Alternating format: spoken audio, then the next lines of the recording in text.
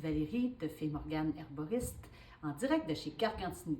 Aujourd'hui, en prévision de la Saint-Valentin, je vous montre comment faire un latte d'amour.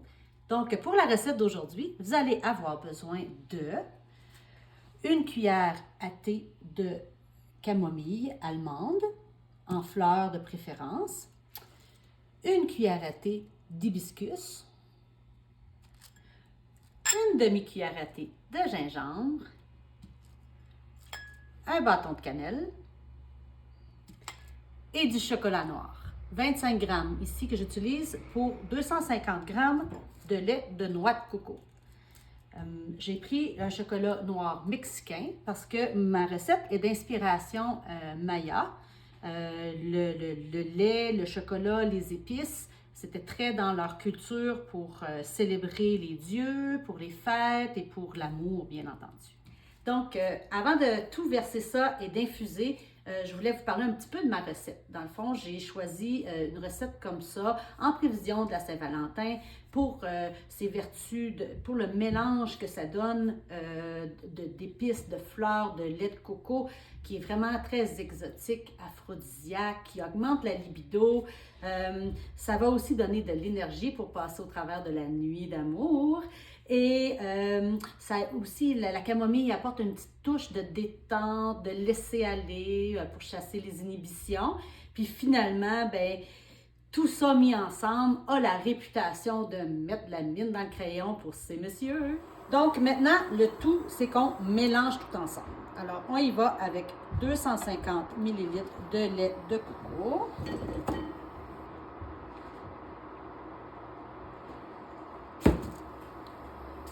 Une cuillère à thé de camomille allemande, une cuillère à thé de fleurs d'hibiscus, une demi-cuillère à thé de gingembre moulu, un bâton de cannelle et 25 g de chocolat noir.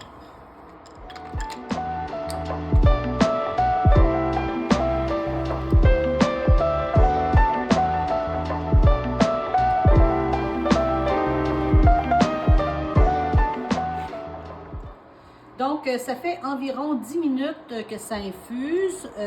Dans le fond, à feu doux, moi, j'ai brassé pratiquement tout le temps pour pas que ça colle dans le fond. C'est super important, c'est pas très bon si ça brûle. Et puis, comme vous pouvez voir, là, c'est très onctueux. Le chocolat tout fondu, une belle couleur brun pâle, presque mauve à cause de l'hibiscus. Et si vous pouviez sentir notre cuisine présentement, oh wow! Ça sent le ciel. Donc, on est rendu à l'étape de filtration, de filtrer pour enlever les plantes, spécialement la camomille qui est moins agréable. Ça ne sera pas très onctueux si on la garde. Donc, j'utilise un petit tamis à cuisine, à farine. Ça va très, très bien. Et j'y vais doucement.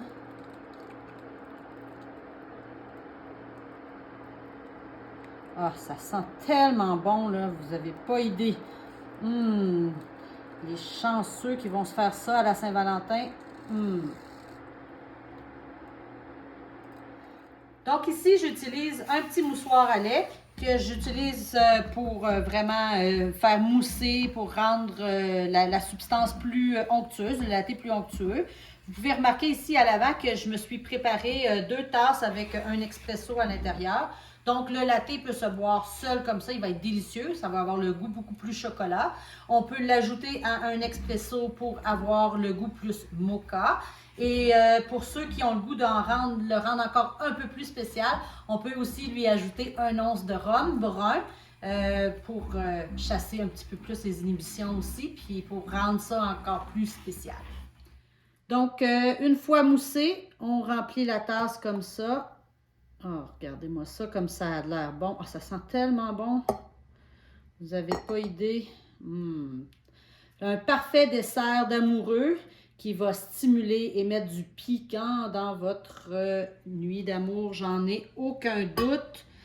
Ça sent bon, c'est délicieux. Là, je l'ai fait pour 250 ml, mais gênez-vous pas de doubler la recette pour remplir les tasses au complet. On peut même aller chercher un petit bâtonnet de cannelle pour décorer. Et donc, Sur ce, je vous souhaite une superbe soirée d'amoureux. Bon latte!